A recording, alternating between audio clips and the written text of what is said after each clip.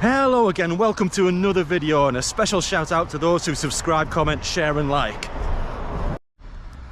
Now this is Stockton Town Football Club, a club who've had incredible success and a rapid rise through the league since the senior team formed about 15 years ago. But this video isn't about them. This video is about the old and historical Stockton Football Club, once one of the most successful amateur teams in the country. And to visit their old ground we need to go on a 20-minute or so walk down here.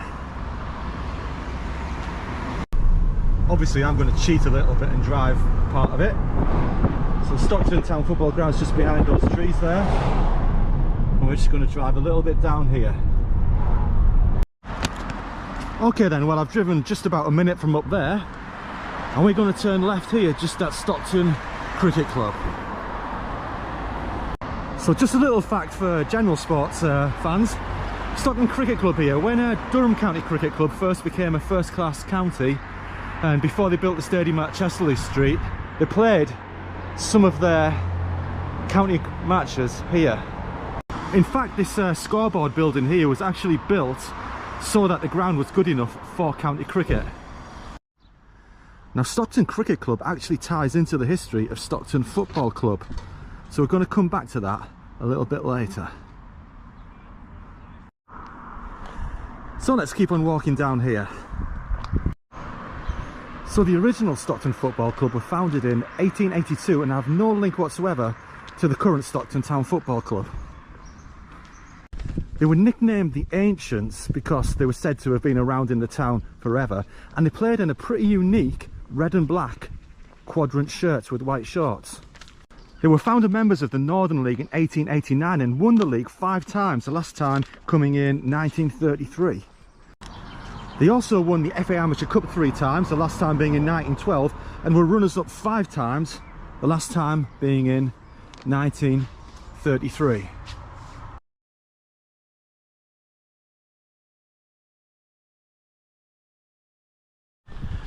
Not only that, but they reached the FA Cup proper on 5 occasions, the last time being in 1951-52.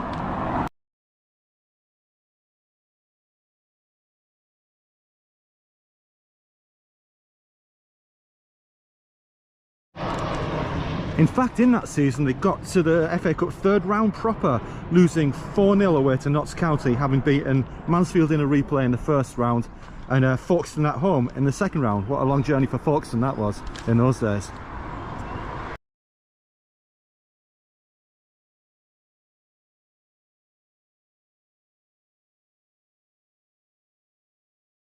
Now in 1939 they left the Northern League and joined the new North Eastern League, and then proceeded to play in quite a few different leagues throughout the years after that, including the Midland League, the North Eastern League, Wearside League, etc, etc.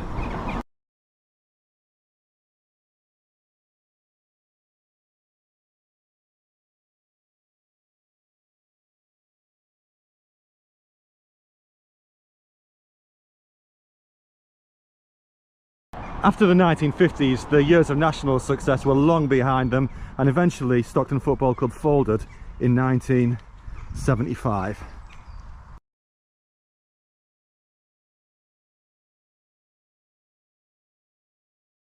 So it might seem quite appropriate that I'm in a cemetery at the moment, but there is method to the madness. Because Stockton Football Club's ground from 1889 to 1975 was just up here, where the brick wall is. Now there aren't too many pictures existing of the ground, but what I found I'll show you here, including a few overheads.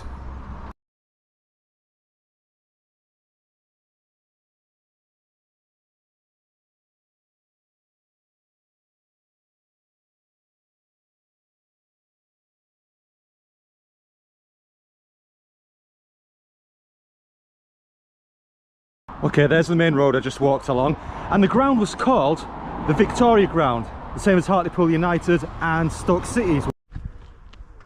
Now this brick wall here wasn't the perimeter of the actual ground, it was this bit just up here. So on the overhead photos I showed you, you can see the footprint of the ground, and this wall along here, this was the perimeter of the north end of the ground. So if you looked over this wall, you would have been looking over the north terrace behind the goal.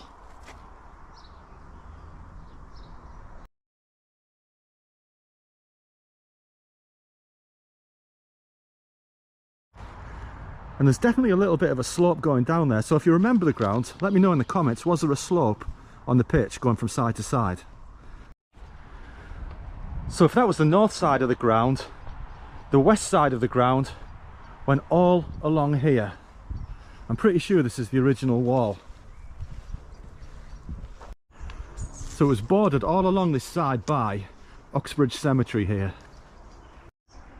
So from the overhead pictures along the west side, you can see there's quite a big stand going all the way down the side, and that would have ran along here where the houses are now. Wonder if you could look over the wall in those days as well.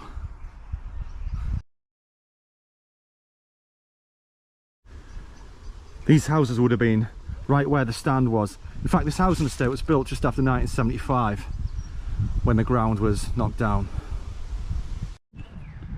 So to give you an idea, the ground stood from where the brick wall first ends on the corner there, all the way along here to where the last red brick house is, just over there. And the stand would have gone, I don't know, about 2/3 along the middle of here.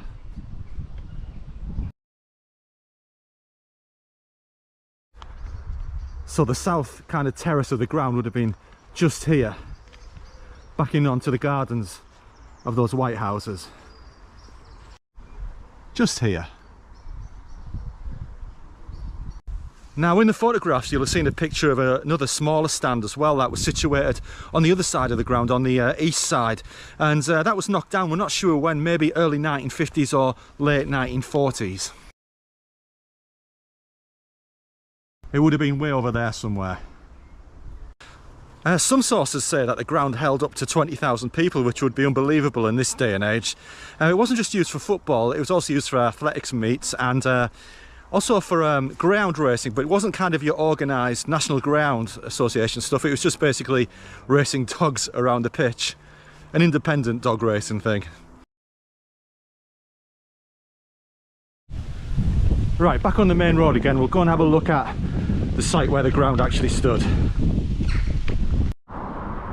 Again, where that brown fence is there would have been the northern perimeter of the ground. Now, as I said, when the club folded in 1975, the ground was sold off and redeveloped as housing, but they did keep a small bit of a football heritage by naming the housing estate Wembley Way. So all of these red brick buildings in front stand on what used to be the Victoria ground. Well, this line of houses here would have backed onto the east side of the ground. So the east stand, where the smaller stand was originally, would have gone all the way along there. And where I'm standing now would have been the edge of the north terrace.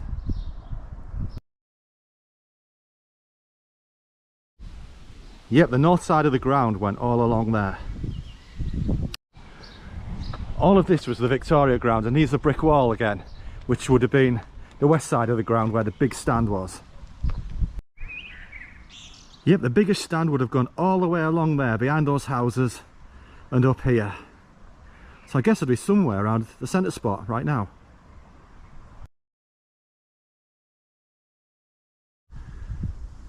And I've just popped around to what would be the southeast corner, and you can really make out where the footprint of the ground would be along here. Where this brick wall is here would have been the eastern side perimeter. You can see the older houses in the background there. Would have gone along here, and again you see the older houses there, and these gardens would have backed on to the east side of the ground. So coming from the other side of the ground, the east side, you can see this row of houses here would have been completely parallel with the east side, and then all of this new build along here was the Victoria ground.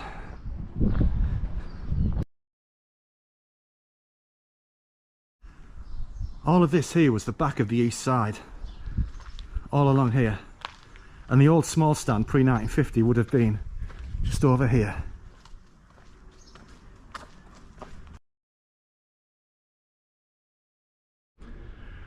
So it's time to say goodbye to the Victoria Ground on what would be the 50th anniversary of its demise. But the story of Stockton Football Club does not end there, there's more to it. But to continue the story, we've got to go somewhere else, so come along with me. Okay then, I've now come a couple of miles north to Norton Cricket Club, incidentally another ground where Durham County Cricket Club have played B-team games. Now then, when Stockton FC were wound up in 1975, their remaining assets were transferred over here to Norton Cricket Club. Now the cricket club also had a football team playing in the local leagues. And in 1980, they decided to form a new football club called Norton and Stockton Ancients. You remember the old nickname of Stockton FC was the Ancients.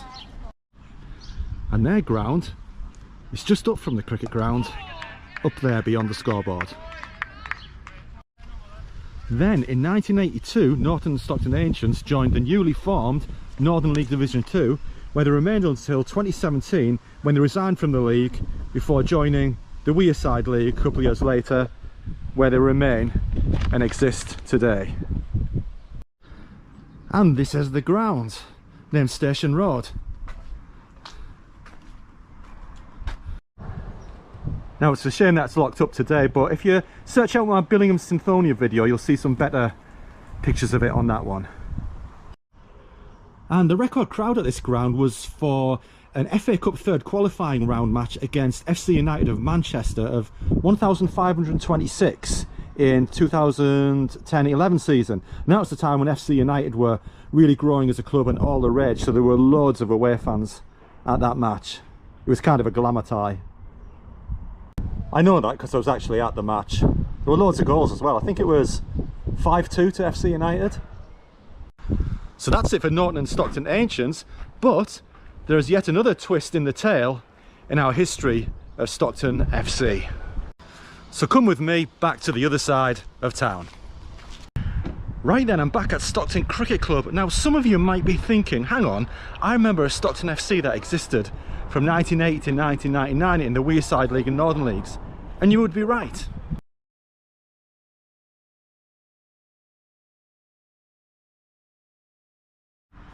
Now that's because Stockton Cricket Club here in 1980 had a very successful football team in the local Stockton and District League, and in 1980 they decided to change the name to Stockton FC and they joined the Wearside League.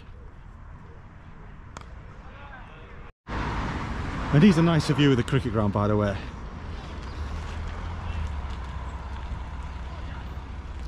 County cricket was once played here. Anyway, the 1980 version of Stockton FC didn't actually play here, but they played fairly close by, and I'll have to cross the road to show you where. We'll just have a little wander up here. So just next to Grangefield School here, we have the completely unrelated entrance to Stockton Rugby Club. And the rugby club I haven't actually played over here for that long. It's nothing to do with our football story, but you can see the rugby ground just in the background there. However, just on the other side of those tall trees there is Grangefield Community Centre, and that's where Stockton FC played from 1980 to 1982 in the Wearside League. Then from 1982 to 1985 they moved to Stockton Sports Centre at Tylery on the other side of the town, before in 1985 they joined the Northern League. Now to enable them to do that they had to move grounds again to a better facility, so they moved over to Teesdale Park in Thornaby, a few miles away. And they continued playing there as Stockton FC until 1999 when they changed the name to Thornaby on Tees, and then in year 2000 changed the name to Thornaby FC, and that's the current Thornaby FC that you see playing in the Northern League today.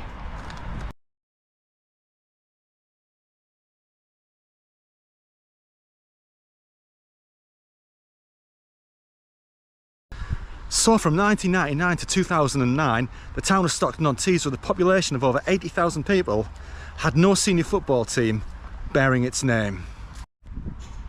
Which brings us full circle back here to Stockton Town Football Club, whose senior team was formed only in 2009, and even then only played in the local leagues. And since then it's just been a journey of rapid growth and continual success. right through the Northern League pyramid system to a club that now regularly gets crowds of over 1,000. So once again, after all of those years, Stockton-on-Tees finally has a football team with its name on it that it can be proud of. All built on an incredibly successful and thriving youth system.